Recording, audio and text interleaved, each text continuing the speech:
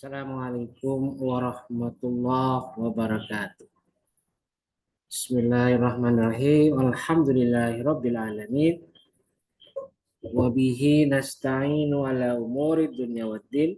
Wassalatu wassalamu ala asyrafil anbiya'i wal mursalin. Sayyidina wa maulana Muhammadin wa ala alihi wa sahbihi ajmain. Rabbi shrah li sadri wa yassir li amri wahlul 'uqdatam min lisani yafqahu qawli amma ba'du. Baik, perkuliahan kita pada hari Selasa tanggal 15 November kita buka bersama-sama dengan membaca lafaz basmalah. Bismillahirrahmanirrahim.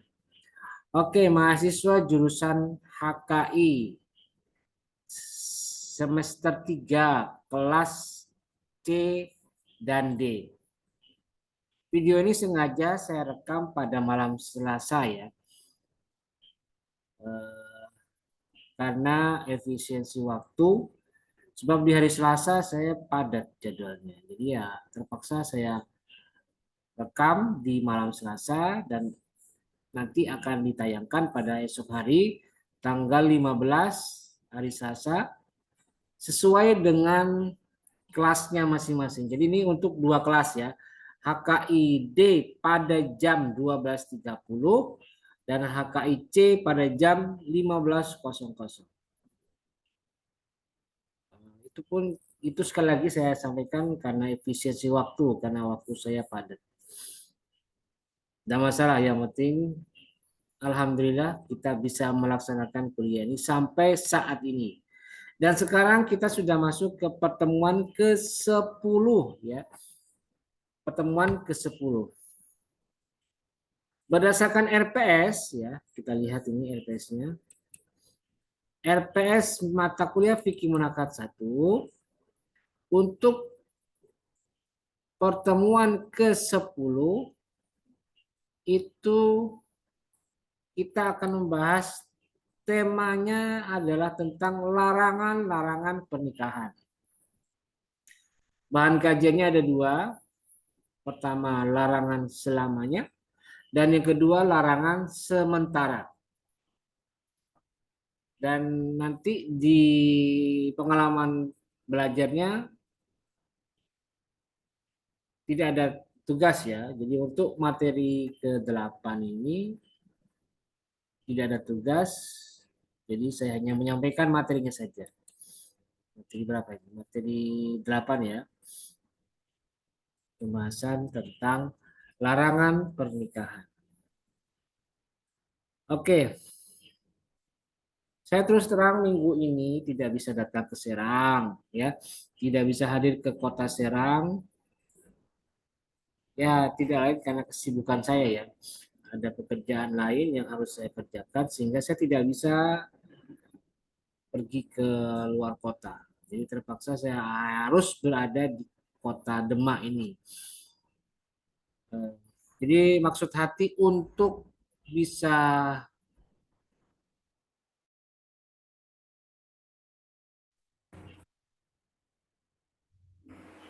Oke, maaf ya, sempat terputus tadi. Bisa ulangi, maksud hati ingin minggu ini bisa ke Serang, tapi ya terpaksa saya batalkan. Ya akhirnya saya hanya bisa melalui video ini saja, jadi tidak bisa hadir di kelas. Mestinya hari Selasa besok saya ada di kelas. Ya, sekali lagi mohon maaf. Tapi insya Allah semua berjalan lancar ya.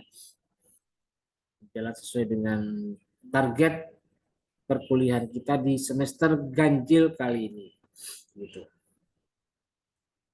Oke. Sekarang kita langsung masuk ke materi larangan pernikahan. Oke, maaf tadi sempat terputus. Oke, kita lanjutkan ke materi kita. Langsung saja ya. Tidak bertele-tele. Nah, ini dia ya. Materi ke-8 yaitu tentang larangan pernikahan. Oke. Saat saya menampilkan ini, saya sedikit ada yang bertanya-tanya. Pak, maksudnya larangan pernikahan itu apa, Pak? apa larangan memukul istri, atau larangan mabuk-mabukan dalam perkawinan, atau larangan menggunakan uang haram untuk menafkahi keluarga. Bukan itu maksudnya. Jadi perlu diluruskan bahwa yang dimaksud dengan larangan pernikahan itu adalah ini. Ya. Nah ini dia. Yaitu tercegahnya seorang laki-laki menikahi seorang perempuan karena faktor-faktor tertentu. Nah, faktornya itu baik yang bersifat sementara ataupun selamanya. Jadi itu yang dimaksud dengan larangan pernikahan. Jadi dilarangnya seorang laki-laki menikahi perempuan baik karena larangan itu bersifat selamanya ataupun sementara. Ya, itu dia ya. Nah, apa bahan kajiannya di sini itu? Nah, itu dia. Ada dua bahan kajiannya. Pertama, larangan yang bersifat selamanya atau al-muharramatul mu'abbadatu, dan yang kedua larangan yang bersifat sementara atau al-muharramatul muaqqatatu, itu sementara, berjangka waktu atau sementara. Nah, sekarang kita bahas dulu yang pertama. Larangan yang bersifat selamanya itu bagaimana? Ada beberapa perempuan yang berdasarkan statusnya dia tidak boleh dinikahi. Untuk selamanya sampai mati tidak boleh dinikahi. Nah, sekarang kita lihat siapakah perempuan yang dimaksud sebagai kelompok perempuan yang dilarang untuk dinikahi selamanya atau al-muharramatul mu'abbadat. Kita lihat. Nah, itu ada tiga ya. Pertama, larangan karena sebab nasab. Dua, larangan karena sebab pertalian semenda atau adanya pernikahan. Dan yang ketiga adalah larangan karena sebab sesusuan atau rodoah. Ada tiga itu tadi. Nah, sekarang kita lihat yang pertama, yang nasab. Nah, ini dia. Ada beberapa perempuan yang dilarang dinikahi untuk selamanya karena faktor nasab. Pertama, ibu. Kedua, anak perempuan. Ketiga, saudara perempuan. Keempat, bibi atau saudara ibu kandung. Dan yang kelima adalah keponakan perempuan atau anak perempuan dari bibi atau saudara ibu. Nah, ini larangan sebab nasab. Tidak boleh seorang laki-laki menikahi ibu kandungnya sendiri, tidak boleh. Itu nasab. Haram itu selamanya. Kedua, karena anak perempuan, tidak boleh. Kemudian saudara perempuan, kemudian bibi atau saudara ibu kandung, atau saudara kandung ibu, atau bapak, saudara kandung bapak, sama. Dan yang kelima, keponakan perempuan atau anak perempuan kandung dari bibi atau paman kandung. Dasarnya apa? Al-Quran surat An-Nisa 23. Hurrimat alaikum ummahatukum wa banatukum wa akhawatukum wa ammatukum wa khalatukum wa banatul akhi wa banatul ukhti. Jadi itu ya dasarnya ya. Surat An-Nisa ayat 23. Berikutnya yang kedua, larangan karena sebab pertalian semenda atau adanya pernikahan atau musyawarah dalam bahasa Arabnya. Pertama, ibu mertua, sudah boleh. Kedua, anak tiri perempuan, artinya anak dari istri, anak bawaan dari istri yang baru dinikahi. Jadi seorang laki-laki menikahi janda, janda itu bawa anak tiri, bawa anak kandungnya dari pernikahan sebelumnya. Itu juga tidak boleh dinikahi, itu anak tiri perempuan. Kemudian yang ketiga, menantu perempuan atau istri dari anak kandung. Dan yang keempat, ibu tiri. Ibu tiri itu siapa? Ya, istri dari ayah kandung. Jadi ayahnya menikahi orang ibu kandungnya, ibu kandungnya meninggal atau cerai, Kemudian bapaknya menikah lagi. Itu ibu tiri. Itu juga tidak boleh dinikahi. Dasarnya sama surat An-Nisa ayat 23 kelanjutannya tadi. Wa ummahatun nisaikum wa rabaibikumul lati fi hujurikum min nisaikumul lati dakhaltum bihinna fa illam takunu dakhaltum bihinna fala junaha alaikum wa halailu abnaikumul ladzina min aslabikum.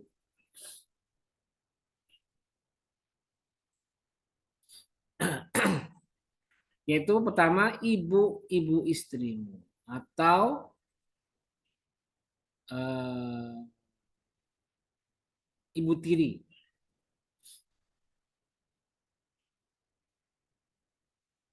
Kemudian anak-anak istrimu atau anak tiri istri. Tapi anak istri ini kalau misalnya istrinya atau ibunya itu belum dijima atau belum didukhul, kemudian diceraikan. Nah, itu bagaimana status anaknya? Nah, status anaknya ini boleh dinikahi oleh bapaknya. Karena apa? Karena ibunya belum dijima, belum digauli sebelum dicerai. Kalau misalnya sebelum dicerai itu belum digauli, maka anak tirinya itu boleh dinikahi, ya. Itu syaratnya.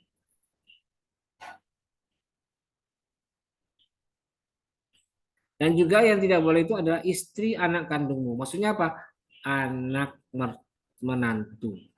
Itu juga sama. Anak menantu tidak boleh dinikahi. Berikutnya yang ketiga itu karena sebab sesusuan. Maksudnya sesuatu bagaimana? Ya rodoah bahasa Arabnya. Nah, siapa dia? Pertama ibu susuan. Ibu susuan itu siapa? Misalnya saya kasih contoh ya.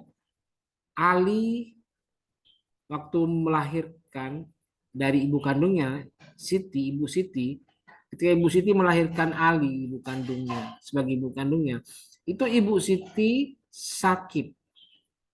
Ibu Siti sakit. Akibat sakitnya itu, air susunya Ibu Siti itu tidak keluar. Biasanya kan begitu ya, orang kalau sakit, maka kecenderungannya air susunya mampet, tidak keluar.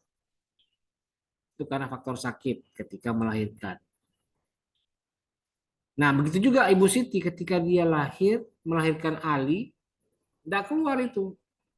Dicoba dirangsang dengan alat, dirangsang dengan obat, dipacu dengan alat sedotan ASI, tidak bisa juga, tidak keluar. Bingung Ibu Siti, tuh gimana nih ya, saya kan baru lahiran, kasihan Ali nih, ASI saya tidak keluar dan tidak bisa minum ini. IMD-nya tidak bisa, atau inisiasi menyusui dini, tidak bisa. Saya khawatir anak saya ini akan terkena penyakit dan berdampak buruk di masa depannya. Udahlah, gini saya putuskan. Sudah Ali saya akan susukan ke tetangga itu. Kalau tidak salah Bu Nur itu baru lahiran juga itu. Baru beberapa bulan yang lalu melahirkan. Dan ternyata Ibu Nur itu pancar asnya, bahkan berlebih. Nah, Ibu Nur akhirnya diminta tolong oleh Ibu Siti agar menyusukan anaknya Ali kepada beliau dan bersedia Ibu Nur. Ya udah Bu Siti, saya sanggup menyusui Ali putra Ibu sambil saya juga menyusui anak saya. Siapa? Ima misalnya. Jadi Bu Nur menyusui Ima anaknya dan sekaligus menyusui Ali, anaknya Ibu Siti tadi. Nah, jadi disusuilah Ali itu bersamaan dengan Ibu Nur menyusui juga Aima anak kandungnya. Karena Ibu Nur ini baru saja melahirkan 3 minggu yang lalu, 1 bulan yang lalu, sehingga Dan masalah, ASINya keluar. ASINya mengalir deras, Bu Nur ini. Nah, sudah. Jadi itu ya status keterangannya ya. Nah, sekarang gimana dengan larangan sebab sesusuan? Oke, kita perhatikan. Yang pertama yang harus dilarang, sorry. Yang pertama harus dilarang untuk dinikahi karena faktor sesusuan itu adalah pertama ibu susuan. Siapa? Ali itu tidak boleh menikahi Ibu Nur karena Ibu Nur adalah ibu susuan. Ya, perhatikan. Ibu susuannya adalah Ibu Nur. Apalagi susuannya sampai 2 tahun itu jadi daging itu yang disusui Ali masuk ke dalam tubuhnya Ali menjadi daging, menjadi darah dan otomatis itu menyebabkan Ibu Nur itu adalah ibu susuannya. Tuh, ya, itu yang pertama. Yang kedua, nenek susuan. Siapa? Misalnya Ibu Nur ini punya ibu namanya Bu Tati, masih hidup. Maka Ibu Tati tidak boleh dinikahi oleh Ali. Misalnya Bu Tati itu karena awet muda, awet nom, kata orang Jawa, cantik, kelihatan masih seger, padahal usianya sudah 65 tahun. Tapi masih seger, sehat, dan masih ada aura kecantikan yang tidak pudar di telan masa dan di telan waktu. Nah, Bu Tati tidak boleh dinikahi oleh Ali karena Bu Tati adalah nenek susuannya Ali atau ibu kandung dari Ibu Nur sebagai ibu susuannya Ali. Lalu yang ketiga adalah bibi susuan. Siapa dia? Misalnya Bu Nur juga punya saudara perempuan kandung. Namanya siapa? Bu Sela. Ibu Sela ini anak kedua dari Ibu Tati dan juga adik kandung dari Ibu Nur. Maka Ibu Sela ini menjadi bibi susuannya Ali. Kenapa? Karena saudara kandungnya Ibu Nur.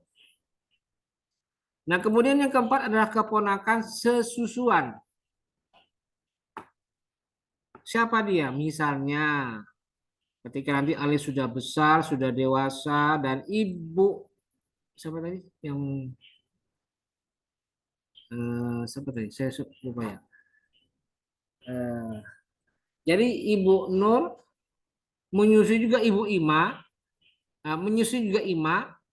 Nah, misalnya nanti Ima sudah besar, sudah dewasa, sudah menikah, maka anak kandungnya Ibu Ima, misalnya siapa? Lia. Nah, Lia ini adalah keponakan sesusuannya Ali. Sehingga dia Ali tidak boleh menikahi Lia tadi karena Lia adalah keponakan sesusuannya Ali. Itu ya. Dan yang terakhir adalah saudara perempuan sesusuan. Siapa dia? Ya tentu saja Ima. Ima tadi ya. Ima adalah saudara kandung atau saudara perempuan sesusuan yang juga otomatis sama seperti saudara kandungnya Ali. Karena dia adalah anak kandung dari Ibu Nur yang bersamaan dia susukan dengan Ali. Jadi itu antara Ima dan Ali itu dijaga. Jangan sampai mereka nanti ketika dewasa saling tertarik, saling jatuh cinta dan akhirnya menikah. Itu dosa besar. Bagi siapa yang tahu menjadi saksi hidup terjadinya proses persusuan antara Ibu Nur dan Ali, kemudian Ibu Nur punya anak kandung juga bernama Ima, maka mereka harus bersaksi. Ima dan Ali adalah saudara sesusuan dan otomatis statusnya sama seperti saudara kandung. Makanya dalam Islam itu tidak sembarangan ya. Adanya bank ASI itu tidak boleh sembarangan, tidak boleh serampangan diberikan. ASI itu bukan makanan tambahan, ingat. ASI itu bukan produk olahan seperti hanya sufor, susu formula. Tetapi dia adalah ASI, atau air susu ibu yang secara alamiah diproduksi oleh perempuan yang sedang hamil atau sedang menyusui, dan itu berdampak besar bagi orang yang menyusui kepada dia. Apa dampaknya? Ya ini sama seperti ini. Bisa menjadi mahram. Bayangkan, tadinya Ibu Nur itu tidak ada hubungan darah dengan Ali. Tapi ketika siapa tadi? Bu Siti bilang kepada Bu Nur, saya tidak bisa punya ASI, tidak bisa menyusui Ali, anak saya. Tolong bantu saya. Kemudian Bu Nur mengiyakan. Ya sudah, sini saya susukan. Saya pelihara, saya asuh dia dengan ASI saya. Itu berdampak besar bagi Ali karena Ibu Nur rela dan ridho menyusui Ali tanpa ada pamrih apapun. Dan itu berdampak besar bagi kehidupan Ali. Salah satu dampaknya adalah Ali akan menjadi anak kandung bagi Ibu Nur.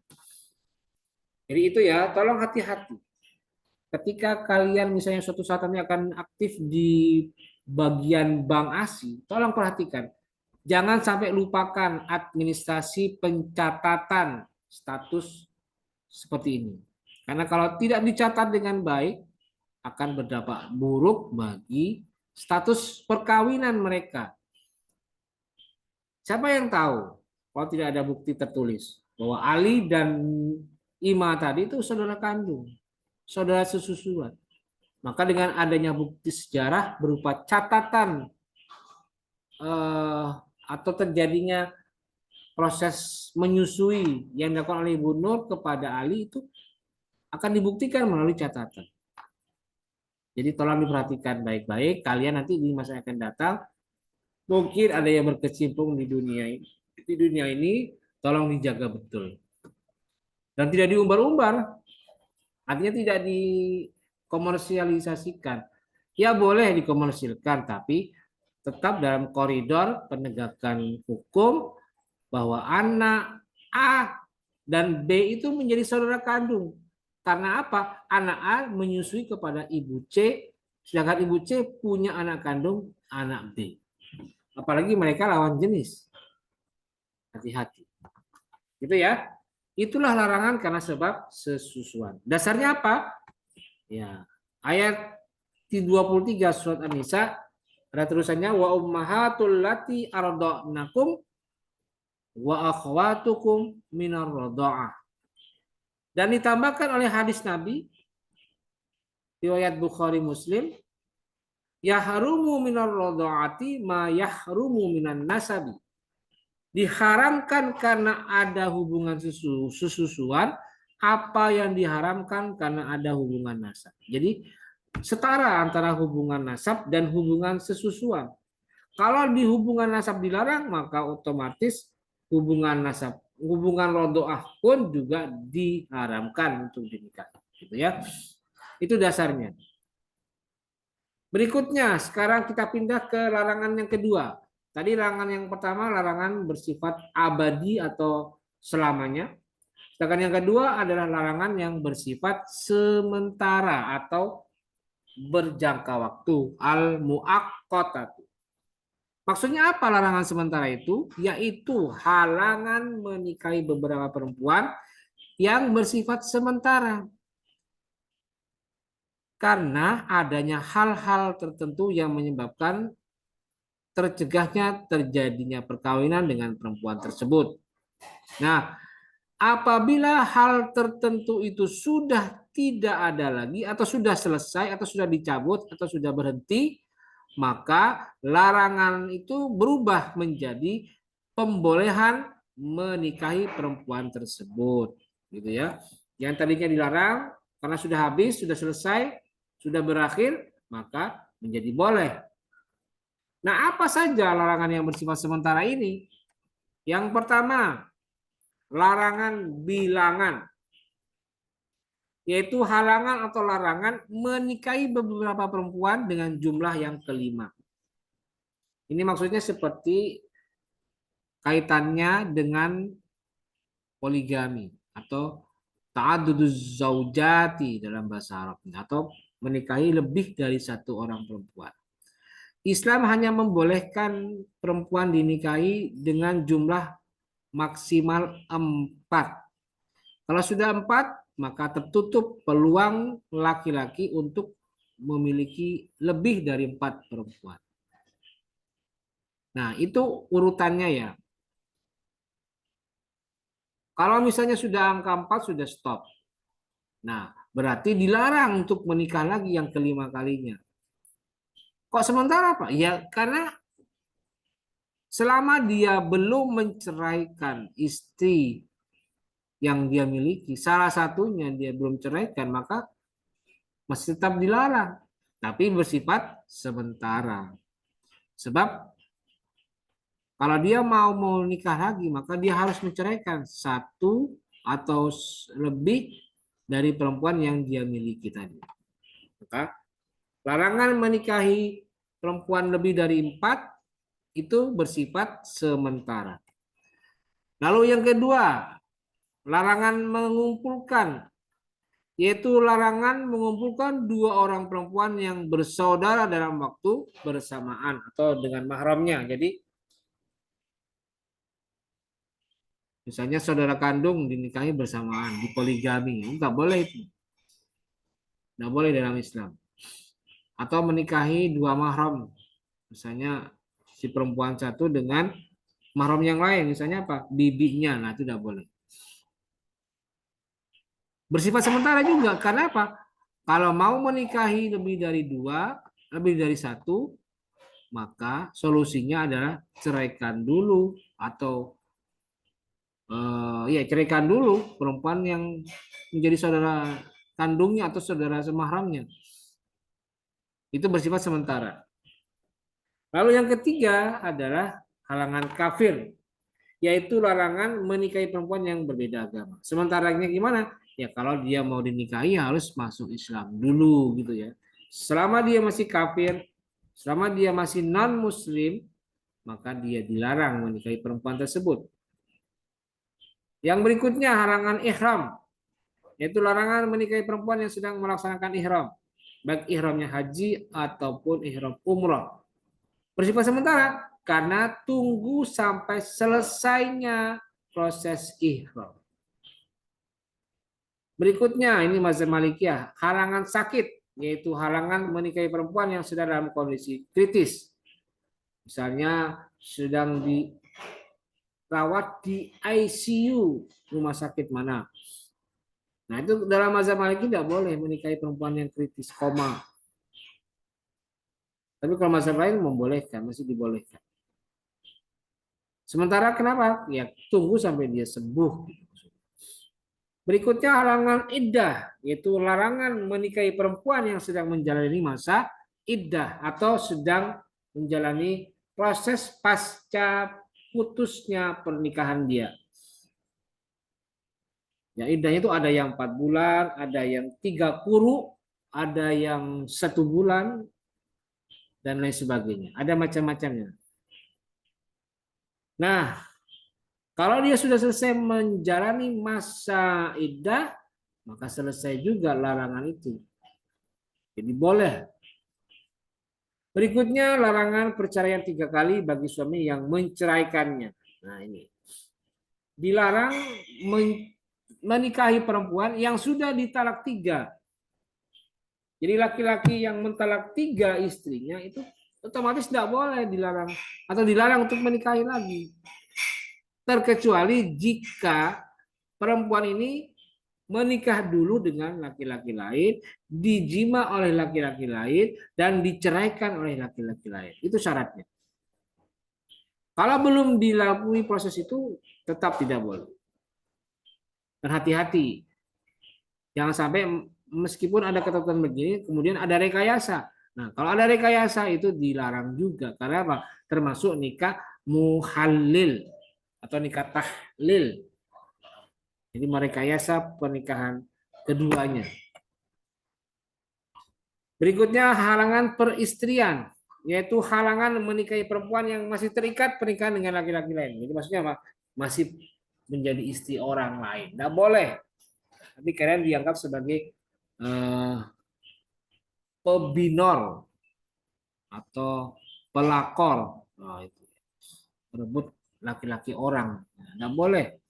Sorry, pebinor, merebut bini orang. Nah, itu tidak boleh. Jadi masih ada statusnya, masih ada pernikahan dengan laki-laki lain, maka istri itu tidak boleh diambil, tidak boleh menikah dengan laki-laki lain. Karena Islam tidak mengenal poliandri.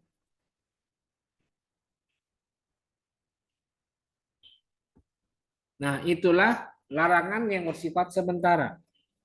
Nah, sekarang kita bandingkan, kita lihat lagi kompilasi hukum Islam. Bagaimana ketentuan mengenai larangan-larangan menikahi perempuan ini? Di pasal berapa itu? Oke, kita lihat. Di bab 6 pasal 39 disebutkan di situ. Dilarang melakukan perkawinan antara seorang pria dan seorang wanita disebabkan satu, karena pertalian nasab. Kemudian karena pertalian kerabat semenda atau musyawarah atau pernikahan bersama ini. Dan yang ketiga karena pertalian sesusuan. Tuh, ya. Terus pasal 40 disebutkan dilarang melangsungkan perkawinan antara seorang pria dengan seorang wanita karena keadaan tertentu. Misalnya karena wanita yang bersangkutan masih terikat satu perkawinan dengan pria lain, itu masih istri orang itu. Kemudian seorang wanita yang masih berada dalam masa iddah dengan pria lain, itu juga halangan iddah. Kemudian yang C, seorang wanita yang tidak beragama Islam atau halangan kafir. Di pasal 41 disebutkan, seorang pria dilarang memadu istrinya dengan seorang wanita yang mempunyai hubungan pertalian nasab atau sesusuan dengan istrinya. Misalnya saudara kandung, seayah atau ibu atau keturunannya. Atau yang kedua, wanita dengan bibinya atau kemenakannya. Sama tadi dia. Tapi ini sifatnya sementara. Larangan tersebut pada ayat 1 tetap berlaku meskipun istri-istrinya telah ditalak rojoi tetapi masih dalam masa iddah. Jadi kalau ditalaknya mau talak 1 atau talak 2, ya tunggu masa iddahnya selesai. Artinya apa? Misalnya kalau dia mau menikahi lagi ya tidak bisa ketika masuk ya.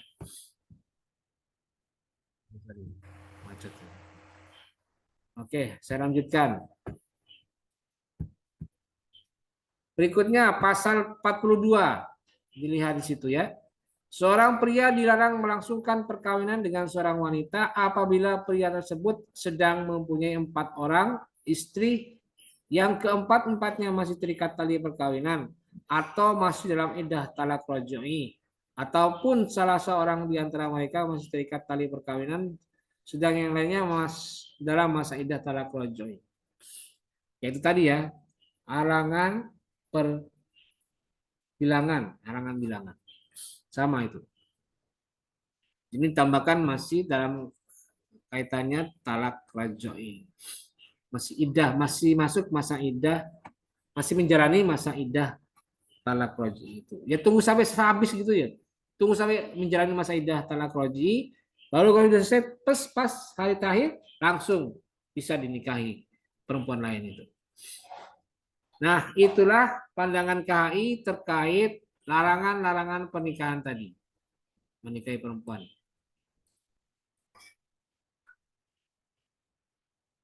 Oh ini masih ada pasal 43 ini bisa dibaca ya.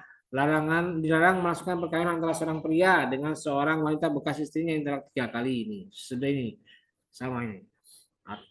Termasuk larangan bersifat sementara. Nah, baru yang B ini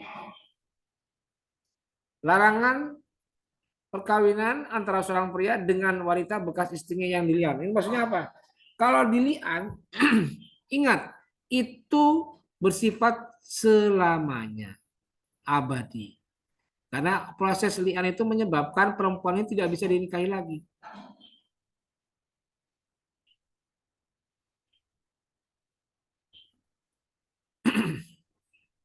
Jadi itu ya perhatian, hati-hati ketika misalnya seorang suami itu melihat istrinya. Ketika proses yang sudah dijatuhkan oleh majelis hakim, maka otomatis status perempuan ini haram dinikahi untuk selamanya. Kemudian yang pasal 44, seorang wanita Islam dilarang melangsungkan perkawinan dengan seorang pria yang tidak beragama Islam. Ya. Nah, itulah ketentuan terkait hukum larangan menikahi perempuan. Oke, karena ini tidak ada tugas, jadi saya tidak perlu menjelaskan tugasnya karena tidak ada tugasnya. Dan saya harapkan penjelasan ini bisa bermanfaat buat kalian terkait bagaimana menghadapi perempuan-perempuan yang dilarang untuk dinikahi, baik dilarang untuk selamanya ataupun dilarang untuk sementara. Oke, jika kalian memiliki pertanyaan, bisa kalian tulis melalui kolom komentar yang ada di Google Classroom ataupun yang ada di channel YouTube saya. Baik, saya kira cukup. Terima kasih dan mari kita akhiri bersama-sama dengan membaca lafaz hamdalah. Alhamdulillahirabbil alamin. Terima kasih. Wallahul muwaffiq ila aqwamit thoriq. Wassalamualaikum warahmatullahi wabarakatuh.